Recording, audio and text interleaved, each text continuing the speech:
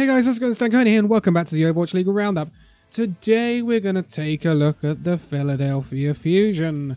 So, your runners-up from the finals of last season, losing narrowly. I say narrowly actually.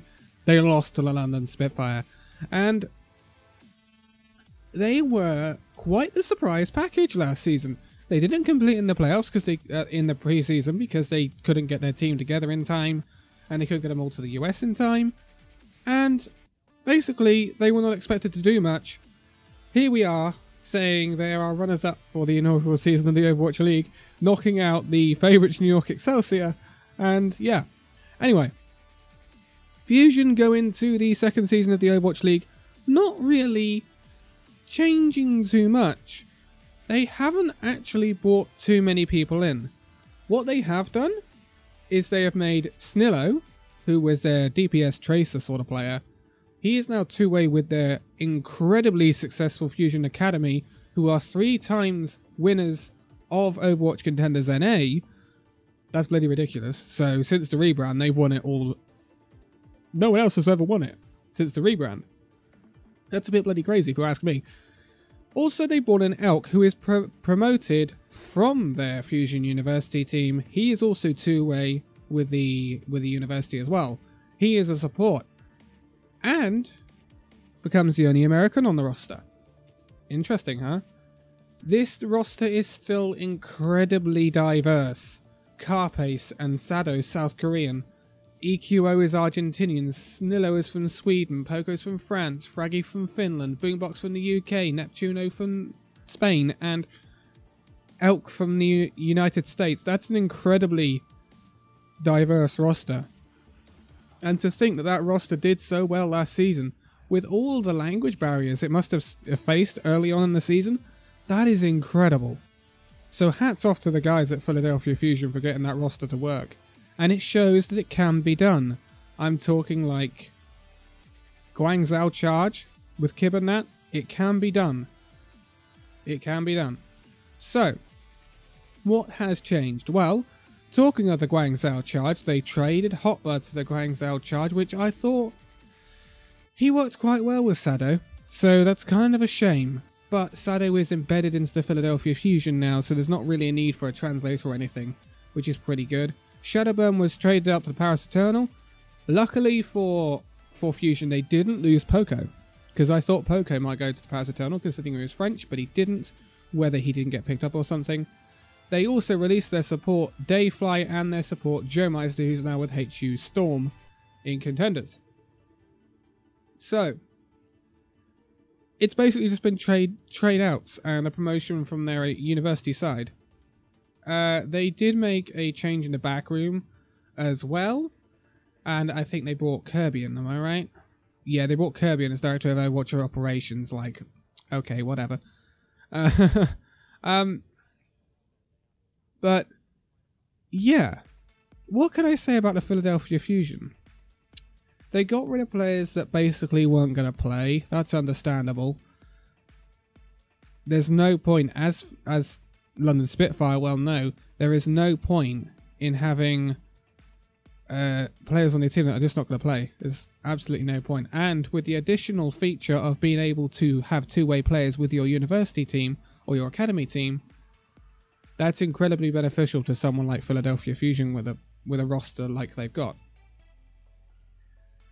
The only thing I do worry about is obviously I don't see, unless Elk is something incredible, which, to be quite honest, if he's playing for Fusion University, he must be pretty blooming good.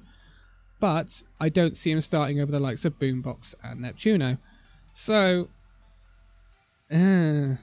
this team is essentially exactly the same as it was last season. Which leads me to the fact that, can they compete, can they keep up with the new teams in the league and the improvements the other teams have made? Because you look at London Spitfire, they may have won last season's title, but they still made improvements going into this season, adding to their DPS lineup and their support lineup to make sure that they've got that flexibility. The same with New York Excelsior.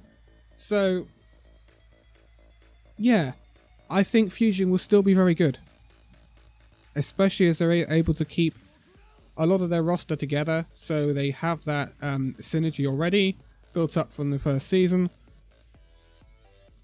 Looking good for Fusion. I would definitely expect them to be a playoffs team. Winning it overall, I don't see it. But who knows? They did very, very well to get where they were last season. And to be quite honest, it shows what an impact that they've had. Because at the start of last season, we were saying they're going to be bottom half. They're not going to be in the playoffs. They're going to be a bit of a kicking boy. And now we're saying at the start of this season, well, they're definitely right up there. They're definitely a playoff team. They have a chance of winning it all.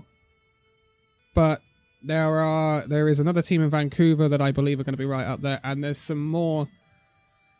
How can I say this? There are some more very challenging mid-table, lower top half teams that are coming in now, which are going to give, I think, Fusion a few headaches. I'm talking of the likes of like Atlanta Reign and that are going to cause them a few like problems. I think the Atlanta Reign could cause Philadelphia a few problems here, and they could be a bit of a breakthrough team. Atlanta Reign. Who knows? Who knows? I'm cautiously optimistic for Atlanta for some reason. I don't know why, but. Going into next season, which is just a couple of weeks away, they play London to start off with, so that's a big, big teller to see what's happening with these two, because, man, that should be one hell of a game, a replay of the last year's final. Then they play the new boys Atlanta, and then they play Florida. So, if they get 3 wins on the board, then we're suddenly looking at Philadelphia Fusion being right up there, because the biggest scout there would be London, obviously. London will come into this with a lot of pressure, you might say, because they are the champions, they are the holders, and there's going to be a lot of people that are going to want to dethrone them. One of them will be Philadelphia Fusion. They will want revenge. So I think Fusion have a very good chance this season. I honestly do, and it'll be interesting because their first few games, they aren't terrible. They're going to have a difficult game against Atlanta. Later on against Dallas, yes. I would expect them to beat Florida. I would expect them to beat Washington. And to be quite honest, I'd expect them to beat Valiant. Because I really don't think Valiant are as good as Fusion right now, looking at the rosters. But it's a short one, because Fusion really haven't done too much to change things up. Fusion will be right up there. I fully expect them to be a playoff team. Can they win it all?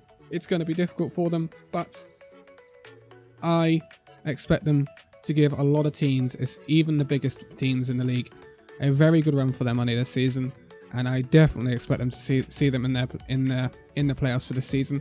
If they're not there, then they must have finished lower than 12th, or they've lost in the 7th to 12th playoffs.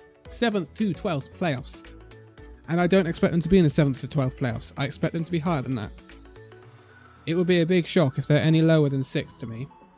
To be quite honest, I still think this is a very good Fusion team, but I'm going to leave it here for this one. So thank you guys so much for watching this video. If you liked it, give it a like, subscribe if you're new, and I will see you in the next video. See you then.